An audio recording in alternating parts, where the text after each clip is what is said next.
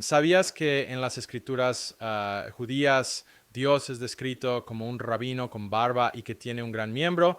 ¿Sabías que en esos textos también se hace referencia a que Dios tiene hijos y una esposa? Las escrituras judías también permiten la adoración de demonios, prescriben ciertos hechizos mágicos y promueven la astrología. Además, según los textos judíos, los judíos son una raza divina, pero Dios maldijo a las personas negras. También según la ley judía tradicional, si un hombre judío abusa sexualmente de una mujer gentil de tan solo 3 años, ella debería ser condenada a muerte. Todo esto y mucho más se encuentra en el judaísmo. Por eso el judaísmo es inferior como religión en comparación con el islam. La verdad es que judíos y musulmanes están de acuerdo en muchas cosas. Coincidimos en que Dios envió al profeta Moisés a los israelitas con la revelación y la ley mosaica. Judíos y musulmanes también están de acuerdo en que el gran problema de los judíos es que a lo largo de la historia continuamente se apartan de esta revelación, cayendo en la idolatría y corrompiendo su religión. Este es el tema principal de la Biblia en realidad. Dios le dice a los israelitas que lo adoren solo a Él y no se dejen tentar a adoptar la religión de otros.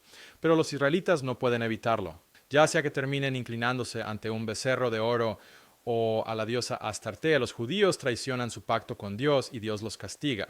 Esto es lo que repite la Biblia una y otra vez, y los musulmanes están 100% de acuerdo porque es lo que afirma el Corán. En el versículo 930, refiriéndose a los judíos y a la gente del libro, fueron condenados por romper su pacto, rechazar las señales de Alá, matar a los profetas injustamente y por decir nuestros corazones no son receptivos. La principal diferencia entre musulmanes y judíos es que los judíos creen que, a pesar de su larga historia de fallos, han mantenido finalmente la ley mosaica otorgada por Dios sin corrupción. Pero la posición islámica es que la ley mosaica y la revelación han sido corrompidas más allá de lo reparable. El daño es demasiado profundo y fundamental. No hay manera de eliminar toda la contaminación. Por eso se necesita una revelación final. Esa es el Islam y es lo que estoy invitando a David y otros judíos a aceptar. Para el resto de mi introducción, quiero demostrar la profundidad de la corrupción en las escrituras judías. Básicamente, tanto la Biblia como el Corán describen cómo los judíos eran susceptibles de corromper su religión y adoptar el politeísmo. La realidad de que esta corrupción ha tenido lugar es evidente cuando encontramos absurdos en las escrituras judías. Podemos ver la corrupción con nuestros propios ojos. Me centraré en 5 ejemplos: politeísmo, antropomorfismo, racismo, adoración de demonios y magia. Luego daré 2 razones por las cuales el judaísmo es tan susceptible a nivel sistémico a tal corrupción. Vamos a recorrer primero los 5 ejemplos. Politeísmo. El primer mito que debemos desmentir es la idea de que el judaísmo siempre fue monoteísta. Según la creencia judía, el profeta Moisés vivió aproximadamente alrededor del 1500 a.C., pero la evidencia arqueológica muestra que antes del siglo VI a.C., la mayoría de los judíos eran claramente politeístas que adoraban a Yahweh y su consorte divina Ashera. La evidencia de esto son artefactos antiguos encontrados en Kuntelet Airut en Egipto y Gerbat el Com cerca de Hebrón. Así que entre el año 1500 a.C. y 600 a.C., los supuestos seguidores de Moisés habían introducido una gran cantidad de idolatría en su religión.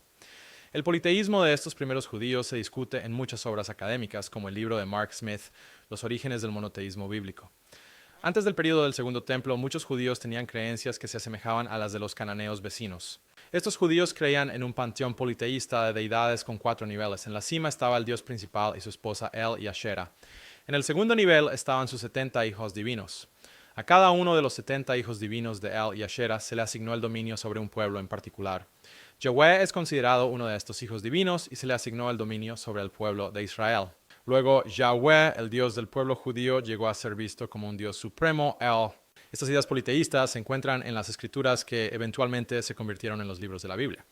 Sin embargo, fueron editadas gradualmente con el tiempo, pero aún podemos ver los vestigios de este politeísmo consagrados en diferentes variantes de la Biblia. Consideremos 2 ejemplos del trabajo del estudioso de la Biblia, Immanuel Tov. En Deuteronomio 32:8 leemos: Cuando el Altísimo repartió a las naciones, fijó los límites de los pueblos según el número de los hijos de Israel. Esta traducción se basa en el texto masorético de la Biblia hebrea, pero el texto masorético es solo una de las múltiples variantes de la Biblia hebrea. Cuando miramos otras variantes como los rolos del Mar Muerto o la Septuaginta, la última palabra de este versículo es diferente. Cuando el Altísimo repartió a las naciones, fijó los límites de los pueblos según el número de los hijos de Dios. Explica que esta discrepancia textual, citando, refleja una intervención consciente en el texto por parte de un escriba incómodo con la imagen politeísta de seres divinos. Y así ese escriba desmitologizó la descripción original politeísta al reemplazar la palabra Dios por Israel. Otro ejemplo es Deuteronomio 32, 43. En los rollos del Mar Muerto, el versículo dice, clamad, oh cielos, con él, inclinaos ante él, todos vosotros dioses, lo que significa que los dioses deben inclinarse ante el Dios principal. El texto masorético cambia la palabra dioses por personas para evitar la explicación politeísta. Ni siquiera tenemos que ir a otras variantes de la Biblia para encontrar politeísmo. Por ejemplo, en Éxodo 15, 11, Moisés declara, ¿quién como tú, oh Señor, entre los dioses? La frase entre los dioses implica que existen múltiples dioses, pero Yahweh es superior a esos otros dioses. El Salmo 82, 1 dice, Dios está en pie en la congregación de los dioses, en medio de los dioses juzga a él. El Salmo 86, 8 dice, no hay ninguno como tú entre los dioses, oh Señor. Estos pasajes no son monoteístas, son politeístas, o más específicamente enoteístas. La idea de que se pueden reconocer múltiples dioses existe, pero solo se adora a un solo Dios. La Biblia también hace referencia a la idea de que Dios tiene hijos. En el Salmo 82, versículo 27, leemos, y pondré a David como mi primogénito, el más exaltado de los reyes de la tierra. El Salmo 45 va aún más lejos, leemos, tu trono, oh Dios, permanece por siempre y para siempre. Por lo tanto, Dios, tu Dios, te ha ungido. En otras palabras, el verso se dirige al rey como un Dios que ha sido ungido por el Dios supremo. Esta noción de realeza divina se encuentra en muchas culturas.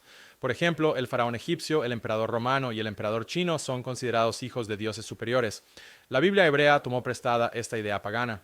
Incluso hasta el siglo IV de nuestra era, muchos judíos adoraban a un dios menor llamado Metatrón, además del Dios supremo. Esto se conocía como dos poderes en el cielo. El judaísmo rabínico más tarde consideró esto una herejía, pero quedan restos de la idea en el Talmud. En el Abodazará 3b, el Talmud describe cómo Dios pasa parte del día enseñando a los niños, pero a veces Metatrón toma el lugar de Dios para hacerlo. Según el Talmud, Metatrón está literalmente compartiendo en las acciones de Dios.